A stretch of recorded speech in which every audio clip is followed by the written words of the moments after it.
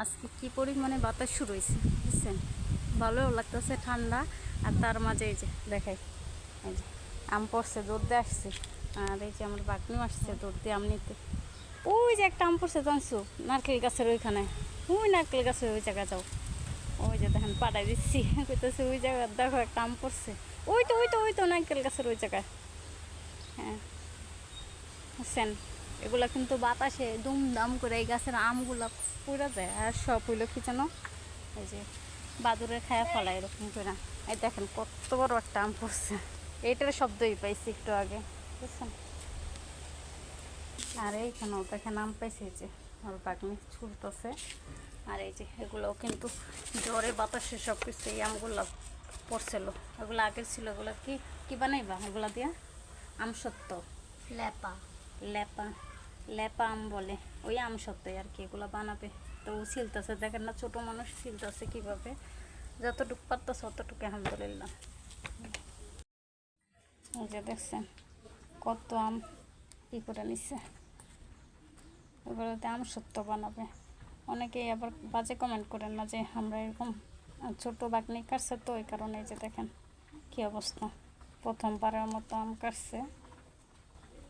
যাই হোক দেখেন কতগুলো, এগুলো দিয়ে সব আম সত্ত্ব হবে। আম সত্ত্ব বানালেও এটাও দেখানো হবে আপনাদেরকে। আর ছোটোটা আবার নিয়ে আসতেছে, আরও আছে বলতেছে আরও আছে। আর দেখেন এগুলো একেবারে পাকা পাকার মতো হয়ে গেছে, আসলে পাকা না, এগুলো সব এই গরমে এই কালার হয়ে গেছে বুঝছেন। তো এগুলো দিয়ে হবে কি, কি হবে? আম সত্ত্ব। তো টাটা। আসসালামু আলাইকুম, প্রতিদিনের মতো একটা ডেলি ব্লগ নিয়ে চলে আসলাম আপনাদের সাথে। যে যেখান থেকে আমার ভিডিওটা দেখছেন আশা করি সবাই ভালো আছেন, আমি আলহামদুলিল্লাহ ভালো আছি। তো এই যে দেখেন খাট্টা টমেটো, এখনও কিন্তু গরমের সিজন এসে পড়ছে। তো এখন এই যে খাট্টা টমেটোগুলো এখন আমাদের রয়েছে, পুরো রমজান মাস আমরা তো খাইছি, এখনও রয়েছে এগুলা। তো এগুলা দিয়ে ডাল রান্না করবো আজকে। এগুলো একটু বাপাই নিতেছি, এগুলাকে চিপড়িয়ে আর কি রসটা নিয়ে ডালের সাথে মিক্স করে দিব। খেতে যতটা সুস্বাদু হয় আর কি খেতে আর কি, ডালের কালারটাও চেঞ্জ হয়, হালকা হালকা লাল লাগে, ভালো লাগে আর কি।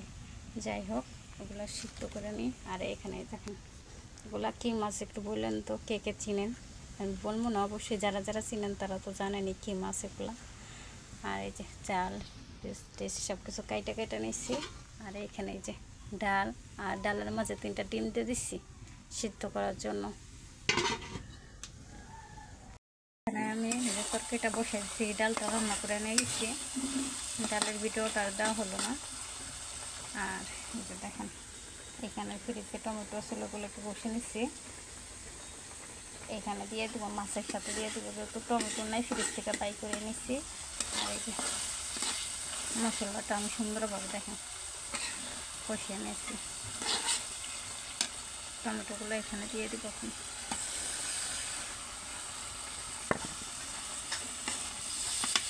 তরকারিটা একটু ঘন হবে টমেটোটা দেওয়ার কারণে, এইভাবে দিলে একটু ঘন হয় তরকারিটা। তো এটাকেও আমি সুন্দরভাবে কষিয়ে নেব। আর এই যে দেখেন আমি মশলা আর কি টমেটোগুলো দিয়ে ভালোভাবে একটু কষিয়ে নিয়েছিলাম। আর এর মাঝে যে মাছটা আমি কষিয়ে দিচ্ছি কাঁচাই।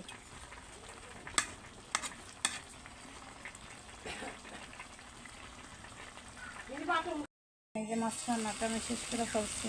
মাছগুলো কিন্তু এরকম পোড়া পোড়া থাকলেই ভালো লাগে। তো এরকম পোড়া পোড়া করে আপনারা আর কি বাতে বাতে করে রান্না করে দেবেন, ভালো লাগবে। আর যে যেখান থেকে আমার ভিডিওটা দেখছেন সবাই আমার পেজটাকে ফলো দেবেন, ইউটিউব চ্যানেলটাকে সাবস্ক্রাইব করবেন।